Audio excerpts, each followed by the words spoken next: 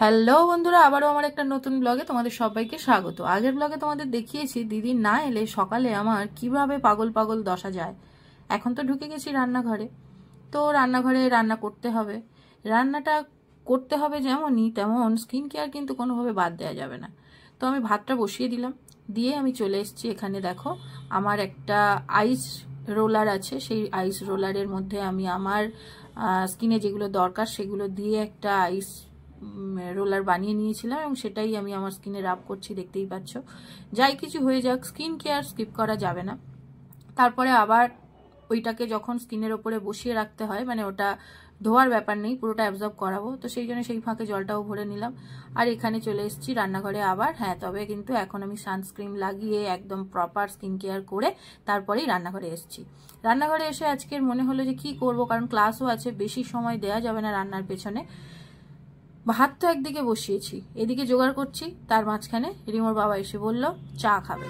আচ্ছা, ও তো খায় লিকার চা, আবার আদা দেওয়া, সেগুলো করলাম, করে ওর চাটা কমপ্লিট করে দিলাম। তারপরে মিমো কি খাবে, মিমো বলল দুধ কেলক্স খাবো, তো সেই জন্য মিমোর জন্য রেডি করলাম দুধ কেলক্স। আজকে রিমোর শরীরটা একটু খারাপ ছিল, পেটের একটু প্রবলেম, তো সেই জন্য ও কিছু খাবে না, একটু জলই খাচ্ছে শুধু। তো মিমো রেডি করে দিয়ে তারপরে আমি আজকের করব হচ্ছে ডিমের মানে ডিম ভাজা করে একটা তরকারি, যেটা কুসুমটা গোটা থাকে, এবং সেটার জন্যই মিমো সবাই খুবই ভালোবাসে খেতে এটা।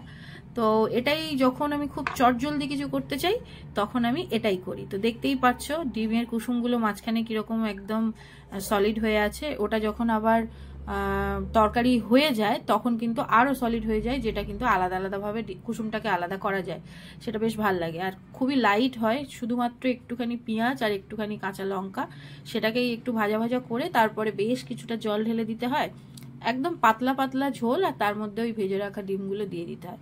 বেশ কিছুক্ষণ ফুটে উঠলেই নামিয়ে নিতে হবে। এবার নুন মিষ্টিটা যে যেরকম খাবে সেই অনুযায়ী দিতে হয়। এই খাবারটা কিন্তু আমার সেই ছোটবেলা থেকে ফেভারিট। আমি স্কুলে যেতাম, ম্যাক্সিমাম সময় এই রান্নাটা মা করে দিত।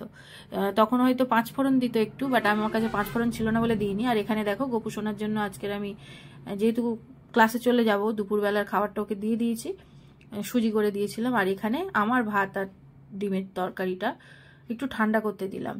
তারপরে যখন একটু ঠান্ডা হয়ে গেল তারপরে আমি বসে গেছি খেতে, কারণ এই যে আমি নিচে নেমে যাব তারপরে আমি আবার উঠবো প্রায় 5টা 5:30টার দিকে, তো সেই জন্য খেয়েই নামতে হবে। তো যাই হোক, পিটিতে চলে এসেছি। আর আমার যাবতীয় স্কিন কেয়ারের জিনিসগুলো আমি সবসময় ব্যাগেই ক্যারি করি। আর এখানে পিটিতে এসে আগেই স্কিন কেয়ারটা করে নিচ্ছি।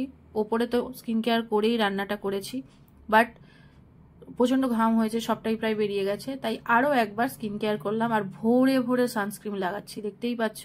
আমি কিন্তু জাস্ট বাড়ি থেকে আমার একাডেমি জাস্ট একটা ওয়ালের এদিক ওদিক, সেখানে যাওয়ার জন্য এতটা পরিমাণ সানস্ক্রিন লাগাচ্ছি, কারণ এই সানস্ক্রিন ছাড়া স্কিনকে ভালো রাখা কোনোভাবেই সম্ভব নয়।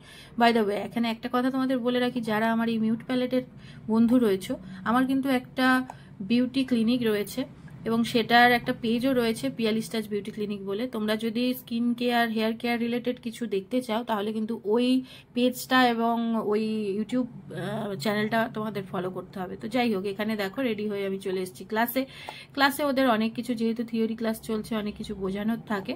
তারপরে আমি চলে এসেছিলাম ওপরে, বাট সারাদিনের পরে শরীরটা প্রচণ্ড খারাপ লাগছিল।